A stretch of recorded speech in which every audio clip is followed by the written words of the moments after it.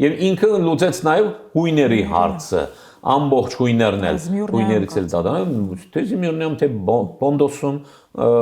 այդ հույներն էլ կոտորեցին բոլորին քշեցին գոտորեցին ու քշեցին եւ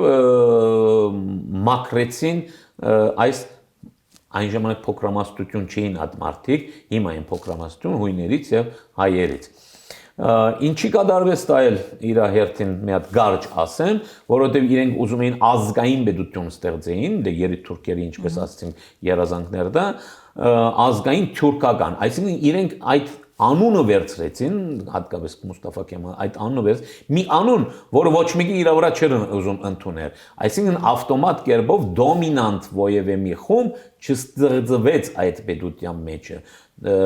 ասեցին որ բոլորը թուրք են, բոլոր մուսուլմաններին կոչեցին թուրք, այսինքն դրանց մի մասը կար որ չեր ընդունում այդ բանը, բայց քիչ տեսավ համոզելով, զորով եւ այլն, ամենամեծ խնդիրը ունեցան քրդերի հետ։ Որովհետեւ քրդերը մեծ խումբ էին եւ իրար մեջ էին ապրում եւ իրենց լեզուն էին խոսում եւ այլն, անգամ թուրքերեն էլ չգիտեին շատերը, այնտեղ պրոբլեմ առաջացավ, որովհետև իրենք կարողացան իրենց այդ ազգային նկարագիրը պահպանել։ Մյուսները թույլ էին, փոքր խմբեր էին ու ստիպված թույլվեցին